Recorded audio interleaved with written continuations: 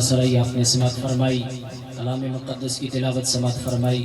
اللہ جل شانہ کی بارگاہ میں دعا کرتے ہیں رب لم یزل ان تمام کلمات خیر کا ثواب محترم چودھری قربان حسین مرحوم کی روح کو ایصال کرتے ہیں، اللہ قبول فرمائے۔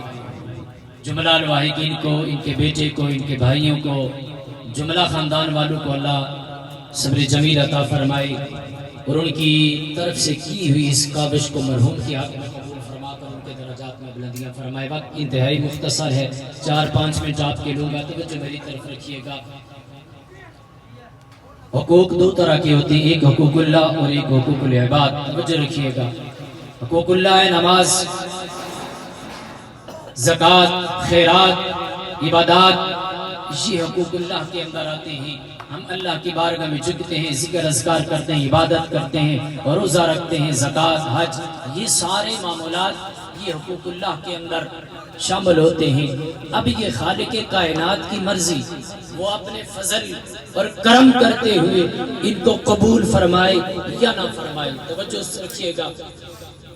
دوسرا حق ہے حقوق العباد، بندے کے حقوق ہوتے ہیں۔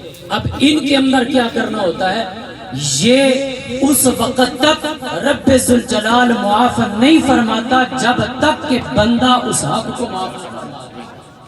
حقوق اللہ یہ رب کی شایان شان ہے، اس کا کرم ہے۔ شاید ساری زندگی کوئی نماز نہیں پڑھتا، اس چھوٹے سے عمل کی وجہ سے رب کائنات اس کی ساری زندگی کے گناہوں کو معاف فرما دے۔ کوئی ایسا ہے جو ساری زندگی سجدے کرتا رہے، کسی عمل کی وجہ سے رب اس کے سجدوں کو قبول نہ فرمائے، یہ اس کی مرضی ہے۔ لیکن رب اعلان فرما رہا ہے، حدیث قدسی ہے، میرے اور آپ کے کریم الاجمال آقا جناب رحمت کونین صلی اللہ علیہ وسلم نے ارشاد فرمایا، حقوق العباد وہ حقوق ہیں جو ایک بندے کے دوسرے بندے پر حقوق ہوتے ہیں۔ حضور نے فرمایا جب تک وہ بندہ معاف نہیں کرتا رب کی ذات بھی معاف نہیں کرنے والی ہے۔ تو احباب عزیز کی احتشام، جہاں ہم حقوق اللہ کا لحاظ رکھتے ہیں، خیال رکھتے ہیں، وہاں سب سے یہ جنازے کے اندر اعلان کیا جاتا ہے۔ جب امام صاحب جنازہ پڑھاتے ہیں نا تو اس سے پہلے اعلان کرتے ہیں کہ اگر اس بندے کے ساتھ کسی کا کوئی لین دین ہے، کوئی تلخ کلامی ہو گئی ہے، یہی وہ حقوق العباد ہے، تو نماز جنازہ ادا کرنے سے پہلے معاف کر کے نماز جنازہ ادا کیجیے گا۔ یہ کوئی عام رسم نہیں ہے، یہ رواج نہیں ہے، یہ وہ چیز ہوتی ہے اگر معاف نہیں کریں گے اسی کی پاداش کے اندر، عذاب قبر کے اندر وہ مبتلا ہو سکتا ہے۔ اور بروز حشر ایک آدمی دوسرے آدمی کا گریبان پکڑ کر وہ اپنا حق رب کی بارگاہ سے مانگے گا، وہ کتنا کٹھن مرحلہ ہوگا۔ تو احباب عزیز احتشام، رب کی بارگاہ میں دعا کرتے ہیں کہ رب ذوالجلال حقوق اللہ کے ساتھ ساتھ ہمیں حقوق العباد کا بھی خیال رکھنے کی توفیق عطا فرمائے۔ اور انہی حقوق العباد کے اندر جہاں ہمارا اوس پڑوس ہے، دوست احباب ہیں، رشتہ دار ہیں، بہن بھائی ہیں، انہی لوگوں میں سے سب سے اہم جس کے حقوق ہم نے دنیا کے اوپر پورے کرنے ہیں وہ کون سے ہیں، وہ ہمارے والدین ہیں۔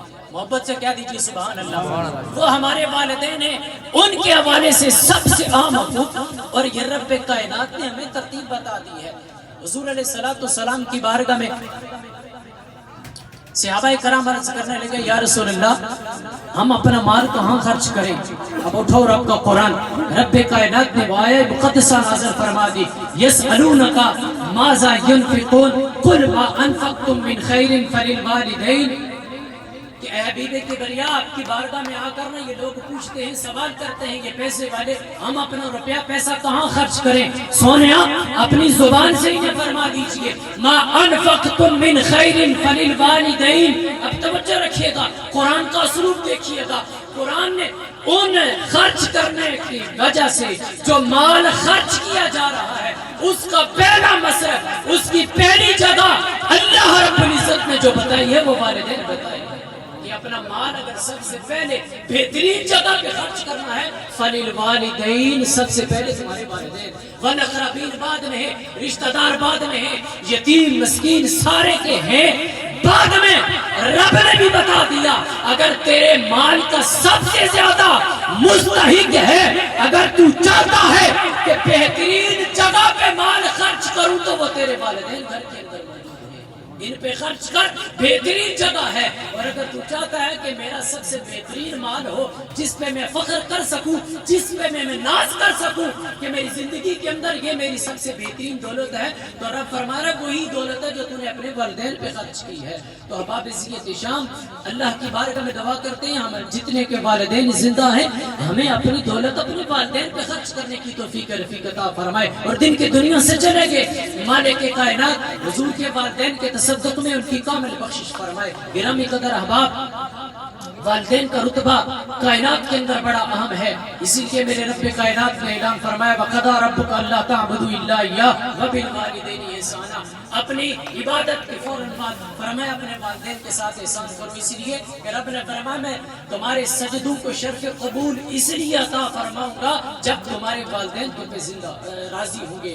اور بالخصوص آج چونکہ بھائی ارسلان صاحب کے والد کا ختم ہے، اس حوالے سے حضور علیہ السلام نے ارشاد فرمایا اللہ رب العزت نے والد کی رضا کے اندر اپنی رضا رکھی، یعنی دنیا کے اندر جس نے اپنے والد کو راضی کر لیا نا، سمجھ لینا اس نے عرش کے مالک کو راضی کر لیا ہے دنیا کے اندر۔ اور میں اکثر آخری پیغام دینے جا رہا ہوں، میں اکثر یہ کہا کرتا ہوں کہ جن کے والدین اپنے گھر کے اندر موجود ہیں نا، وہ سمجھ لینا سب سے بڑے پیر ہمارے گھر کے اندر موجود ہیں۔ جس کا والد موجود ہے، جس کی ماں موجود ہے، کوئی بھی مسئلہ، کوئی بھی پریشانی ہے، خدا کی عزت و جلال کی قسم اپنے والد کے قدموں کے اندر آ کر بیٹھ جا، اپنی ماں کے قدموں کے اندر بیٹھ جا، ماں کے قدم سے لپٹ کر کہا اماں جان آج میرا فلاں مسئلہ ہے، میرے کاروبار کے اندر ہے، میری فلاں مسئلہ ہے، اماں جان دعا کیجئے گا، ایمان سے فیصلہ کیجئے گا۔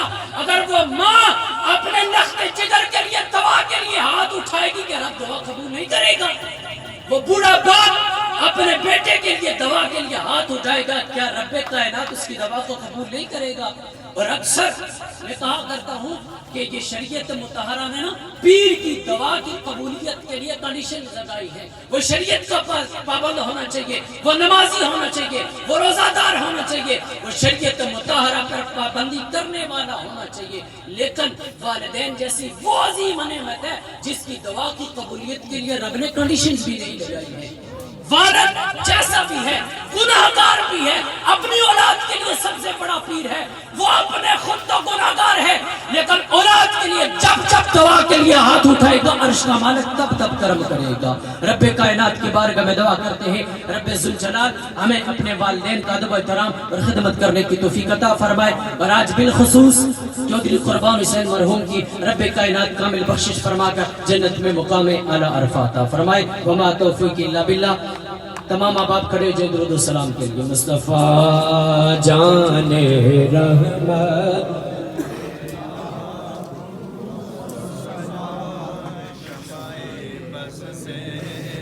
ہدایت پہ